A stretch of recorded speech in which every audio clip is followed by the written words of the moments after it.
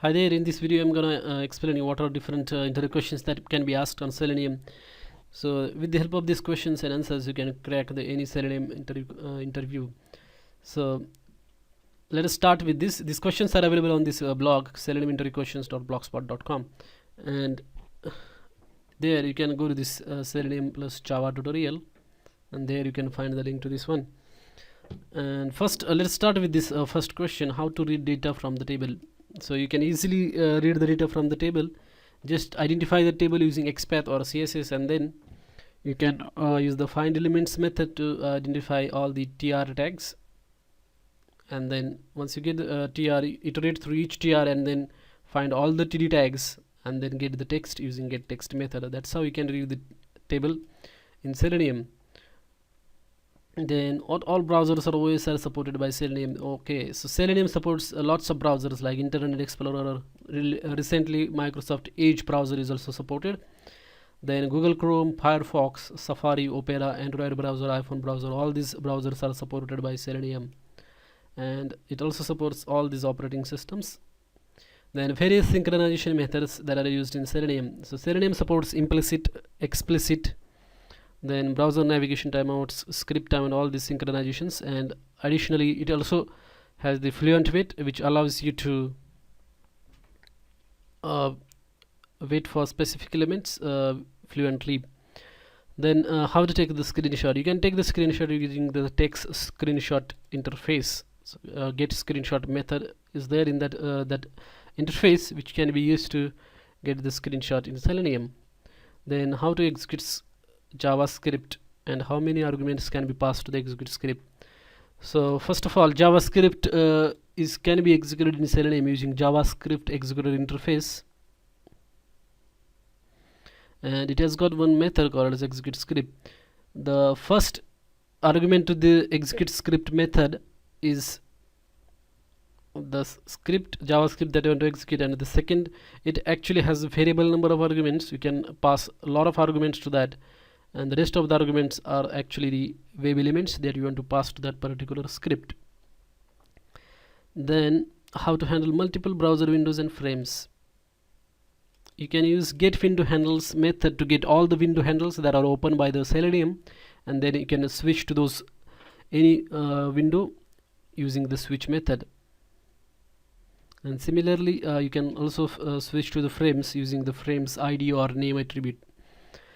Then how to drag and drop in Selenium WebDriver. So Selenium in Selenium we can perform the complex operations like context click, double click, drag and drop, all these operations, or mouse over, all these operations is supported by the actions class, and then you can just build the action chain and then perform that action using perform method.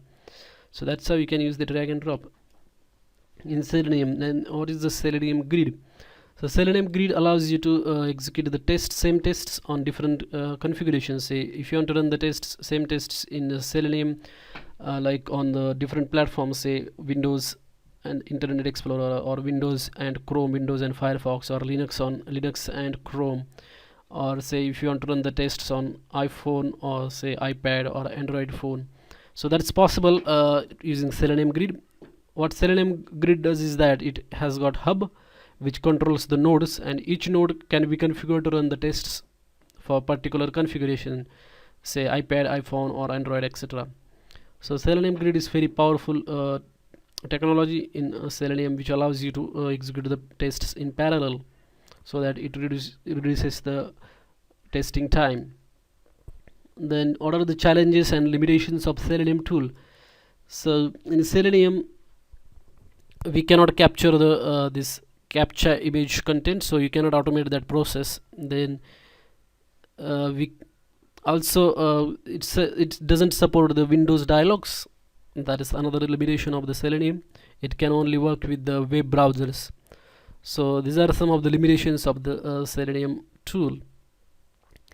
Then what's the page object model in Selenium? So page object model in Selenium is actually used to control the use of the web elements. So in page object model what happens is we create the classes for each page that is available on the web application, and then each class has got the elements that are available in that particular web page. and then there are methods to access those elements in that particular class. Say for example, if you have got the home page and the contact page in particular web application, we can create a class home page, and then all the web elements that are available in that particular home page can be stored into that particular class, and all the common elements can be put into the base class. So it is nothing but the object oriented approach to the Selenium automation. Then XPath and CSS expressions, which one is better? So XPath and CSS both are actually very powerful ways to identify the element, and difference is that XPath engine is different in each browser, so and CSS is very common in all the browsers, so we should prefer using the CSS expressions. Then when we need to use auto-IT scripts, as I said earlier, the auto-IT scripts can be used to handle the Windows dialogs. Say for example, when you are uploading the files, Selenium will not support identifying those particular dialogs, so at that time you can use auto-IT script to handle those particular Windows dialogs. Then flash automation, Silverlight automation, we cannot use Selenium for that particular purpose. After that, you may be asked questions on date and time formatting, because date and time are very important in all kinds of automations.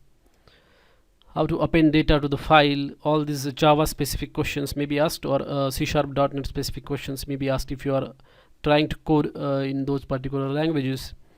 Then you should also understand the frameworks. Maybe you may be asked questions on the frameworks like page object model, that is another framework, then keyword driven framework or data driven framework. So in the data driven framework, the flow of the application is same, you only need to test different data. In that case we can use data driven framework, and in keyword driven framework you can create the reusable functions which you can use to write the tests. Then you may be asked about the database testing, so you can use JDBC driver to connect to any kind of database and then perform the operations like read write the database. Then how you can use the Excel files in Selenium, you can use JXL or POI library to work with Excel files in Selenium. Then interviewer may ask you more questions on those particular libraries. Then how you can find total execution time in Selenium, so you can note down or track the start time of the test, then you can also track end time of the test, and then just find the difference in minutes. That's how you can find the total execution time. Or if you are using the framework, say JUnit or Maven, then that also gives you the total time taken by the tests to run. Then how you can schedule the test execution, or so to schedule the test execution you can use the CI tools like continuous integration tools like Jenkins, which is open source, then Bamboo, which is a tool from the Atlassian software, or you can also use the JetBrains continuous integration server, TeamCity. Then next question is how you can send the email. You can use javax.mail library to send the mails to report the execution details to the stakeholders. Then next question is like, what's the difference between find element and find elements? So the first difference is that both the methods try to find the element, but the first one is identifies just single element, even if it finds lots of elements matching that particular XPath expression or CSS expression, it returns the first element, while find elements returns the list of all the elements that is found. Then what's the difference between JUnit and TestNG? So JUnit and TestNG are the testing frameworks in Java, and then TestNG is the more advanced testing framework. Automation of Android and Android browsers is possible in Selenium. Yes, it is possible to automate the Android browsers. How to handle AJAX calls in Selenium? So when working with AJAX, you mostly get this error stale element exception because the data is loaded frequently in by using the AJAX calls. So in that case you can use the fluent waits or WebDriver waits to wait for particular element and then handle such calls.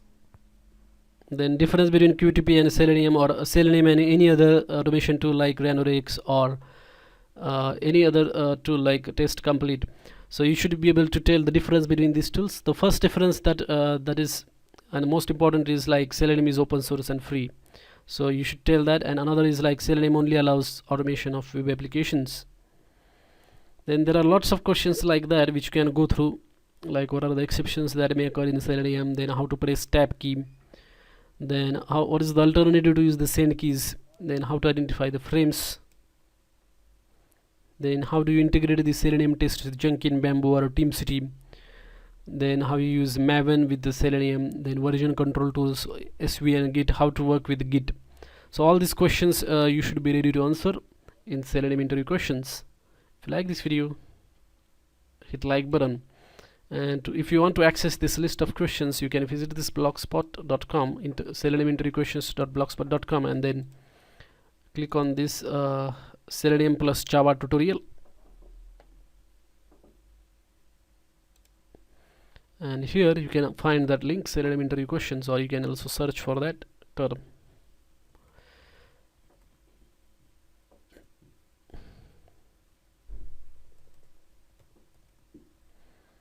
Basic Selenium interview questions, and there are also advanced Selenium interview questions. So thanks for watching this video. Hope you do the best in your interviews. Thanks for watching.